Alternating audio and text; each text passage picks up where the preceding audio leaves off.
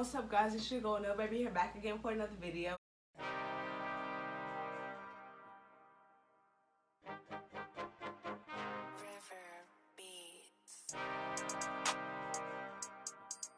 I'm still wearing the same shirt from the last video because I filmed both of them back to back because and I wasn't gonna change my shirt for nothing because that's just doing too much. But anyways, I'm here to share 5 details. Well, no, not details, but like tips, kind of, and just kind of to talk about grief because we all have to grieve at some point, and we all have to see someone die because everybody dies at some point in life.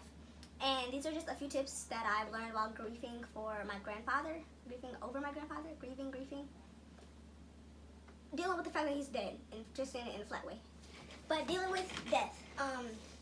So yeah, these are some tips and kind of, not tricks, but yeah, it is what it is. This is how I've kind of dealt with him passing and, transitioning.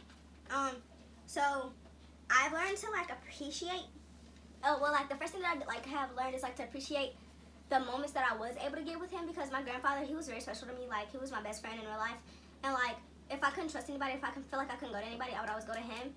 And so enjoy the good times and think about the good times, but don't get sad thinking about them. Well, no, actually, feel however you want to feel. Don't let nobody tell you that you can't feel a certain way, because that has happened a lot around me, and people are like, it's okay, don't be sad, he's in a better place now, he's not suffering anymore. And my grandfather, he died because he had a bad heart, and his heart, half of his heart has been dead for 15 years. Yeah, so that's just that. And it's a lot of people tell you that you shouldn't be upset, or you can't, feel a certain type of way, or they understand your feeling. And it's no, nobody can really understand how I feel or what I feel, because everybody feels different about their grandparents. Some kids maybe that live with their grandparents, but nobody was I feel not saying nobody, but people around me, you weren't there. You don't know how I feel and what words my grandfather had for me and what words me and my grandfather exchanged, and the love that we had for each other, because I love my grandfather oh so dearly. That's just my day one. And you don't know how it felt to watch him suffer and not being able to eat and not being able to breathe on his own, and how upset he was about having to be on oxygen, and how he tried to push himself to be more to where he didn't have to depend on people, how we tried to push himself more and more, and seeing him fail. You weren't there for that, so you can't really tell me how to feel or that you feel the same for me, because for everybody it's different depending on the sickness that their loved one has.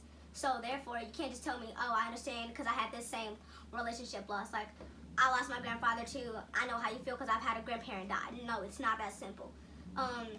You can have a grandparent and you might not even be close to your grandparent. You might go see them every once a week, but no. With my grandfather, I would get off the bus, off the school bus, 4 days out of a 5-day week, I would go and see him. Some days I just wouldn't be in it because I'd be tired after school and want to just go get in my bed and be depressed and stuff.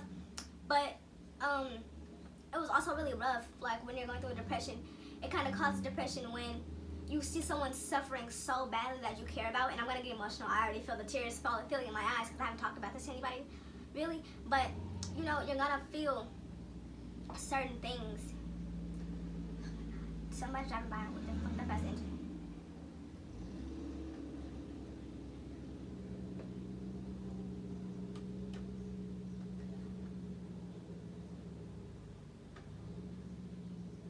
Okay, you're gonna feel the way that you're gonna feel, and people are gonna tell you, nobody understands. I don't know how else to put it.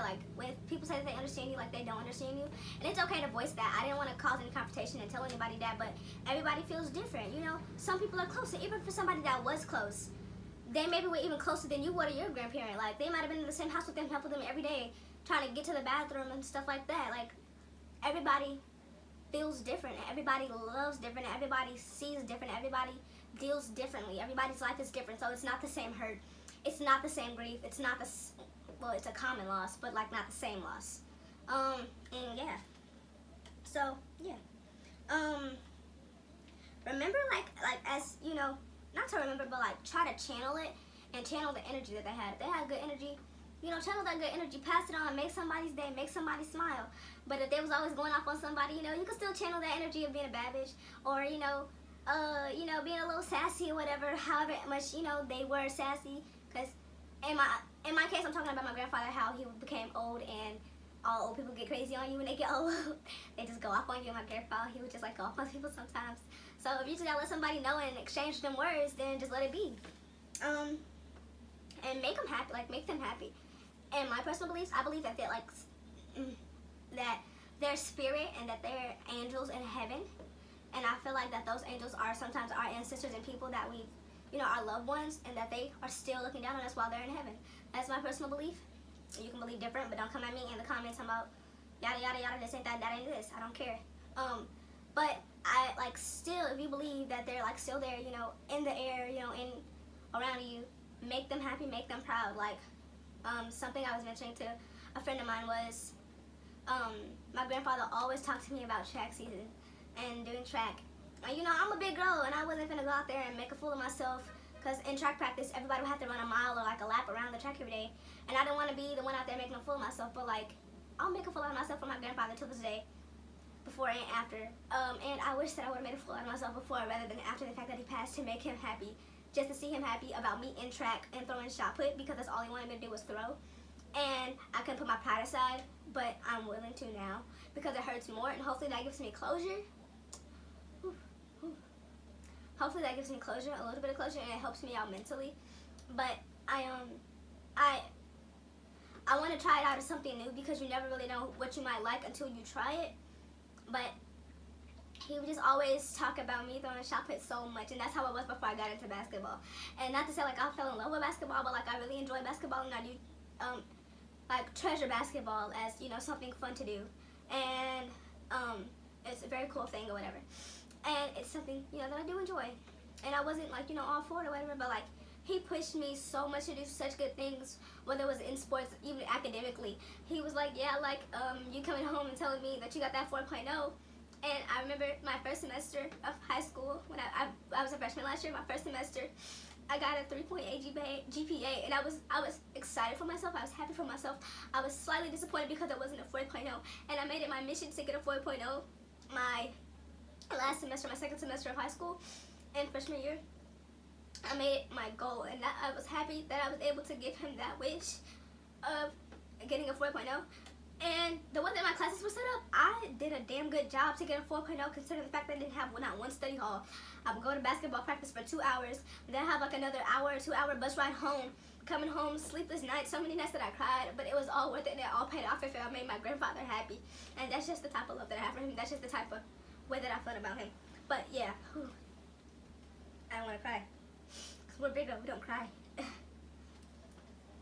But yeah, just to make him happy, and you know, make them happy even though they're gone. You can still make them happy and make them proud and put a smile on their face while they're up in heaven looking down on you. That's just how I feel about that. Whew. No tears, no tears. Okay. Have keepsakes. Like, I haven't really gone to my grandfather's house. He lives, like, the house that he lived in is next door. And it's like 2 buildings down. And it was like the way that the house is set up. It's like a 2-family flat, and my aunt lived upstairs, my grandfather and his wife, and another one of my aunts lived downstairs. And I've been going upstairs every time that I've gone to the house. I'm kind of like, don't want to go down there, because it's like, if it doesn't feel the same with him not being there, it doesn't feel the same without him being there. So like, I don't want to go in the house, and I don't want to like go through his stuff, but I do want to go through his stuff, and I want to get me some stuff out of it to have like as a keepsake as my grandfather. Because Lord knows that, like, I don't know, but I do want some of his belongings as keepsakes. My grandfather, he was a pastor. I mean, he was a preacher, a Baptist preacher, and like and he goes to church a lot, like, because he would go and preach and stuff like that. And I want to get like what's it called? Like some ties and stuff, and like just some of his clothing to transform into more of a lady style, and like kind of style his outfits as my own, but like they're his clothes. I want to do some stuff like that. Hopefully I'll be able to do it for this channel and stuff like that too. But yeah, that's just what I like have a keepsake of him, and that's what I want to do. I want to get a keepsake of his. Kind of got that idea from Gabby Hanna about her grandmother and how she kind of transformed her grandmother's outfits, but also his clothes are male clothes, and so you know it'll be a female trying on male's clothes, so that's gonna be interesting. But then trying to make stuff fit right and stuff like that. So yeah, I want to do that video. And last but not least, love the family around you. People, you never know when it's gonna be the last day, so cherish the time that you get around them, because you never know when God might call for them or when you might have to say your last goodbye. And love just everybody and anybody around you. And if you're not on good terms with somebody, that's okay, but let the grudge go. Try to approach them. I understand that there's some situations where you just can't approach somebody. Like I have many relationships where I just cannot approach that person because that their negativity is just not allowed in my life where I am. Like I just won't allow them and their negativity around. But cherish the people that you do have around you that are supportive of you, that do love you unconditionally. Cherish those people, love those people.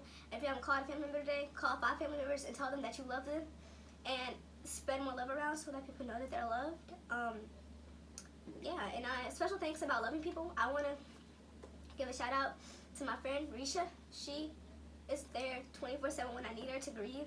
She's made this process a whole lot easier. Like anything that like I didn't realize how big of a deal it would be for me until like I got to that situation of how it reminded me of my grandfather, or how it made me cry about my grandfather.